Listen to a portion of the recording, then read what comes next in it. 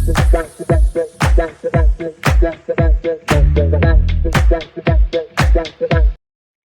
सभी का स्वागत है आपके अपने YouTube चैनल एक ज्ञान पर। जैसे कि आपको पता है कि हमने ह्यूमन राइट्स के ऊपर एक सीरीज स्टार्ट की है, जिसमें हमने अपनी लास्ट वीडियो में डिस्कस किया था यूनिवर्सलिज्म एंड कल्चरल रिलेटिविज्म। आज हम करने वाले हैं इंटरनेशनल बिल ऑफ राइट्स। तो चलिए आज के अपने टॉपिक को स्टार्ट करते हैं। अगर आप चैनल पर नए हैं तो चैनल को सब्सक्राइब करें ताकि आपको सारे अपडेट टाइम टू टाइम मिलते रहें। इंटरनेशनल बिल ऑफ राइट्स, देखिए बहुत बच्चों को कंफ्यूजन रहती है कि इंटरनेशनल बिल ऑफ राइट्स आखिर है क्या। पूरा सिलेबस कवर कर लेते हैं, पेपर दे के आ जाते हैं, लेकिन ये नहीं पता होता कि हमने इंटरनेशनल बिल ऑफ राइट्स में पढ़ा क्या। इंटरनेशनल बिल ऑफ राइट्स एक कलेक्टिव अम्ब्रेला टर्म है। इसमें टोटल 6 इंटरनेशनल इंस्ट्रूमेंट आते हैं जो कि अडॉप्ट किए गए हैं यूनाइटेड नेशन के द्वारा। एक तो यूडीएचआर, जिसे हम बोलते हैं universal declaration of human rights, जो 1948 में अडॉप्ट किया गया। यहाँ से इंटरनेशनल बिल ऑफ राइट्स की नींव रखी गई। Then second one is international covenant on civil and political right, जिसे हम बोलते हैं ICCPR। देखिए इसको हमने अडॉप्ट किया 1966 में। इसकी 2 ऑप्शनल प्रोटोकॉल है। एक तो अडॉप्ट की जाती है 1966 में ही, जिसे हम बोलते हैं optional protocol to the ICCPR 1966। जो सेकंड ऑप्शनल प्रोटोकॉल है, इसको अडॉप्ट किया गया 1989 में, जिसे हम बोलते हैं second optional protocol to the ICCPR aiming at the abolition of the death penalty. ये बहुत इंपॉर्टेंट है। देन आता है ICESCR, जिसे हम बोलते हैं international covenant on economic, social and cultural rights. ये अडॉप्ट की जाती है 1966 में। इसकी एक ऑप्शनल प्रोटोकॉल है, जिसे हम बोलते हैं optional protocol to the international covenant on economic, social and cultural right, जो अडॉप्ट की जाती है 2008 में। तो टोटल हमारे पास हो गए 6 इंस्ट्रूमेंट जो बनाते हैं इंटरनेशनल बिल ऑफ राइट्स को। वन बाय वन हम कवर करेंगे इन सारे इंटरनेशनल इंस्ट्रूमेंट को। स्टार्ट करते हैं with the United declaration of human rights. Universal declaration of human rights के बारे में हमने लास्ट वीडियो में भी पढ़ा था। मैंने आपको बताया था कि यूडीएचआर को अडॉप्ट किया गया था यूनाइटेड नेशन जनरल असेंबली के द्वारा ऑन 10 दिसंबर 1948। ये पहला इंटरनेशनल डॉक्यूमेंट है जिसमें इंटरनेशनली ह्यूमन राइट्स को रिकॉग्नाइज किया गया। इसमें एक तो प्रियम्बल है और इसमें 30 आर्टिकल्स हैं, और ये लीगली बाइंडिंग नहीं है किसी भी स्टेट के ऊपर। लेकिन यहाँ से इंटरनेशनल ह्यूमन राइट्स की नींव रखी गई थी। यहाँ से इंटरनेशनल बिल ऑफ राइट्स का ओरिजिन होता है। वर्ल्ड वाइड आप किसी भी कॉन्स्टिट्यूशन को उठा के पढ़ के देखो, आपको लगेगा कि यूडीएचआर से ही लिया गया है। जैसे कि इंडिया का कॉन्स्टिट्यूशन है, अपने कॉन्स्टिट्यूशन के अंदर भी बहुत सारे ऐसे आर्टिकल हैं जो रिजेंबल्ड हैं with UDHR articles. UDHR, a common standard of human rights for all the people everywhere, promoting dignity, equality and freedom। अब आपको इतना पता चल गया कि पूरी दुनिया का जो पहला इंस्ट्रूमेंट बना जिसमें कि इंटरनेशनल लेवल पर ह्यूमन राइट्स को रिकॉग्नाइज किया गया, उसे हम बोलते हैं UDHR। जो UDHR है, इसमें हर चीज को कवर किया गया। इसका कारण क्या है कि वर्ल्ड वॉर 2 एंड होता है with the attack on Hiroshima and Nagasaki. लेकिन उससे पहले भी इतने सारे इंसिडेंट हो चुके थे जिससे ये पता चल गया था कि हमने कभी ह्यूमन राइट्स पर फोकस किया ही नहीं। अब UDHR के अंदर इन सब इंसिडेंट को कवर किया गया। मतलब ऐसा नहीं है कि सीक्वेंस में कवर किया गया, बट ऐसा थोड़ा सा आइडिया दिया गया कि पहले कितनी बुरी तरीके से लोगों को मारा जाता था, लोगों को अधिकार नहीं दिए जाते थे, बहुत सारे रिवॉल्यूशन हुए थे। अब उन सब की वजह से 1945 तक दुनिया को ये समझ में आ गया कि हमें ह्यूमन राइट्स को प्रोटेक्ट करना है, लड़ाई झगड़े से कुछ नहीं होना। तो देखिए प्रियम्बल काफी लंबा था, तो मैंने उसको थोड़ा शॉर्ट में करके लिखा है। The preamble of the UDHR emphasized that the recognition of the human dignity and equal rights is the foundation of freedom, justice and peace। अगर आप लोगों को डिग्निटी का अधिकार देंगे, आप लोगों को इक्वल राइट्स देंगे, तो पूरी दुनिया में ऑटोमेटिकली शांति हो जाएगी। पूरी दुनिया एक दूसरे की अगर रिस्पेक्ट करना स्टार्ट कर देगी, तो इसका मतलब ये है कि कोई किसी के राइट्स को वॉयलेट नहीं करेगा।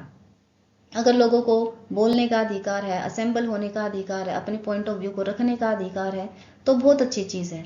लोगों को जस्टिस का अधिकार होना चाहिए। अगर ये सारे अधिकार होंगे तो ऑटोमेटिकली शांति बन जाएगी। It highlights the past sufferings caused by the neglect of human rights and stresses the need for protection through the rule of law। आपको पता है कि पहले तो कंट्रीज एक दूसरे के साथ लड़ती थी रिसोर्सेज के लिए, दूसरी कंट्री को अपना गुलाम बनाने के लिए। लेकिन UDHR में बोला गया कि अब हमें ह्यूमन राइट्स के ऊपर फोकस करना है, हमें रूल ऑफ लॉ को स्टैब्लिश करना है। चाहे कोई अथॉरिटी है, चाहे कोई राजा है, कोई भी है, हर कोई लॉ के अधीन काम करेगा। By reaffirming faith in the fundamental freedom, the United Nations call upon all nations and individuals to work together through education progressive measures to ensure universal respect, understanding and observance of human rights. मतलब कि अब world wide हर country का काम है कि वो अपने देश के अंदर रूल ऑफ लॉ को स्टैब्लिश करे, लोगों को अधिकार प्रोवाइड करे और लोगों को अच्छी एजुकेशन दे, एक दूसरे की हेल्प करने को सिखाए कि हाँ हमें एक दूसरी कंट्री की हेल्प करनी है, ना कि डोमिनेट करना है, उनके रिसोर्सेज को यूज करना है, हमें ह्यूमन राइट्स को प्रोटेक्ट करना है। अभी मैंने आपको बताया था कि इसमें टोटल 30 आर्टिकल्स हैं। आर्टिकल 2 से 21 तक तो कवर किया गया है सिविल और पॉलिटिकल राइट्स को। आर्टिकल 22 से 28 तक कवर किया गया है इकोनॉमिक एंड सोशल राइट्स को। देखिए टेबल मैंने बना दिया है on the articles of the UDHR. आप वीडियो को पॉज करके एक बार इन आर्टिकल्स को पढ़ लेना ताकि आपको नॉलेज हो जाए कि कौन से आर्टिकल में क्या लिखा है। बाय चांस पेपर में किसी भी आर्टिकल के बारे में पूछ लें तो आपको थोड़ा आइडिया होना चाहिए। देखिए इस टेबल के थ्रू आपको बताया गया है कि कुछ ऐसे राइट्स हैं जो इंडियन कॉन्स्टिट्यूशन ने भी ग्रांट किए हैं और यूडीएचआर में भी लिखे हुए हैं, जैसे कि इक्वालिटी बिफोर लॉ। यूडीएचआर में आर्टिकल 7 में है, इंडियन कॉन्स्टिट्यूशन में आर्टिकल 14 में है। इक्वालिटी ऑफ अपॉर्चुनिटी यूडीएचआर में आर्टिकल 21 क्लोज 2 और इंडियन कॉन्स्टिट्यूशन में article 16 close 1। Freedom of peace and assembly UDHR में इस चीज़ को लिखा गया है आर्टिकल 20 क्लोज 1 में, और अपने इंडियन कॉन्स्टिट्यूशन में यही चीज़ लिखी हुई है आर्टिकल 19 क्लोज 1 सब क्लोज बी के अंदर। Freedom to form association and unions UDHR article 23 clause 4 और इंडियन कॉन्स्टिट्यूशन में है आर्टिकल 19 क्लोज 1 सब क्लोज सी। तो इस तरीके से आपको बहुत सारे ऐसे अधिकार मिलेंगे जो इंडियन कॉन्स्टिट्यूशन में भी है और यूडीएचआर में भी है। UDHR was not legally binding document on any state, लेकिन इस डिक्लेरेशन से हमने इंटरनेशनल लेवल पर ह्यूमन राइट्स को रिकॉग्नाइज किया। In 1947, while examining the preliminary draft of the International Bill of Rights prepared by the drafting committee, the Commission on Human Rights decided to prepare a separate covenant. अलग से covenant को draft किया जाएगा जो कि legally binding होंगी states के ऊपर। अब ये जो covenant है इनमें सबसे पहले जो covenant को ड्राफ्ट किया गया उसमें सिर्फ सिविल और पॉलिटिकल राइट्स को इंक्लूड किया गया। फिर उस ड्राफ्ट को अलग अलग गवर्नमेंट्स को दिया गया, जिस पर कि ऑस्ट्रेलिया, सोवियत यूनियन और यूगोस्लाविया की गवर्नमेंट ने रिकमेंडेशन दी कि इनमें इस ड्राफ्ट के अंदर आप इकोनॉमिक, सोशल और कल्चरल राइट्स को भी ऐड करो, जिस पर कि कमीशन ऑन ह्यूमन राइट्स ने कहा कि हम अलग से एक कॉन्वेंट बनाएंगे जो स्पेसिफिकली इनसे रिलेटेड राइट्स को इंक्लूड करेगी। अब देखिए जो पहले ड्राफ्ट तैयार किया गया था उसमें 27 आर्टिकल थे और उनको 3 पार्ट्स में डिवाइड कर दिया।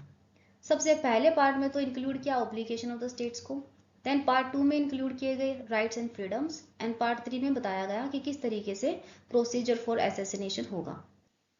देखिए the resulting document came to be known as international covenants on human rights, जिसमें कि 2 कॉन्वेंट्स बनती हैं, एक तो ICCPR और एक ICESCR इन 1966। ये बाद में ड्राफ्ट की गई थी और ये पहले ड्राफ्ट की गई थी, लेकिन ये एक साथ आई थी दोनों 1966 में।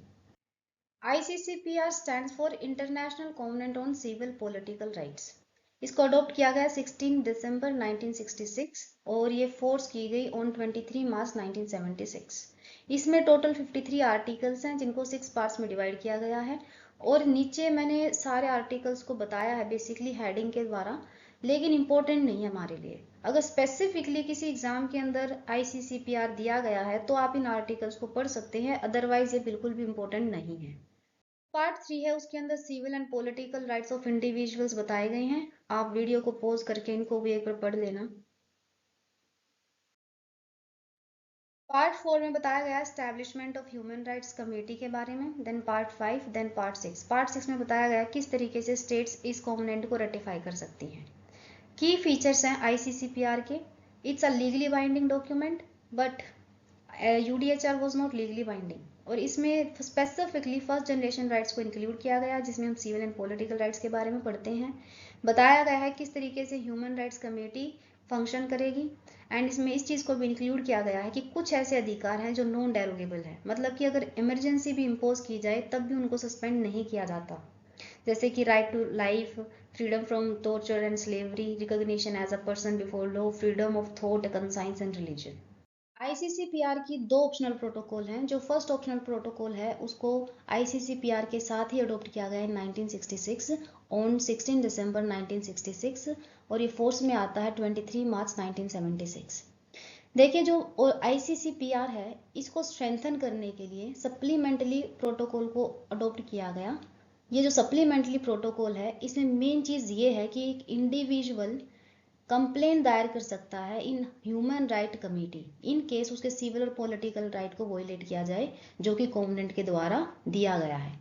तो इसमें एक प्रियम्बल है और इसमें 14 आर्टिकल्स हैं। प्रियम्बल बोलता है, individual should have a right to complain to the HRC। HRC means human right committee for violation of ICCPR rights, कि अगर ICCPR में ग्रांटेड राइट का वॉयलेशन होता है तो आप ह्यूमन राइट कमेटी में कंप्लेन कर सकते हैं। Now we have articles. देखिए 1 से 7 तक तो बात की गई है इंडिविजुअल कंप्लेन मैकेनिज्म के बारे में। आर्टिकल 8 से 14 तक बताया गया प्रोसीजर के बारे में कि किस तरीके से आप कंप्लेन दायर कर सकते हैं। मेन पर्पस इस प्रोटोकॉल का यही है कि इंडिविजुअल के पास अधिकार है कि वो इंटरनेशनल रेमेडी ले सकता है इन केस ICCPR के किसी भी राइट का वॉयलेशन होता है तो। लेकिन इसके लिए कंडीशन है। कंडीशन ये है कि जिस भी स्टेट ने इस प्रोटोकॉल को साइन किया है, रेटिफाई किया है, सिर्फ वहीं के व्यक्ति, वहीं का इंडिविजुअल क्लेम कर सकता है। ICCPR की 2 ऑप्शनल प्रोटोकॉल्स हैं। अब हम सेकंड वन को डिस्कस करेंगे। इसको अडॉप्ट किया गया 15 दिसंबर 1989 by the UN general assembly. ये फोर्स में आती है 11 जुलाई 1991। इसका मेन पर्पज है कि हमें वर्ल्ड वाइड डेथ पेनल्टी को एबोलिश करना है, क्योंकि ऐसा माना गया है कि अगर हम कैपिटल पनिशमेंट को खत्म कर देंगे तो ह्यूमन डिग्निटी और ह्यूमन राइट्स को हम बढ़ावा दे सकते हैं। सेकंड ऑप्शनल प्रोटोकॉल में केवल 11 आर्टिकल दिए गए हैं। वीडियो को पॉज करके आप इनको एक बार पढ़ लेना।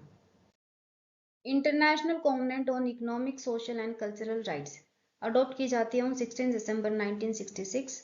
फोर्स में आती है 3 जनवरी 1976। इसमें एक प्रियम्बल है, 31 आर्टिकल्स है जिनको 5 पार्ट्स में डिवाइड किया गया है।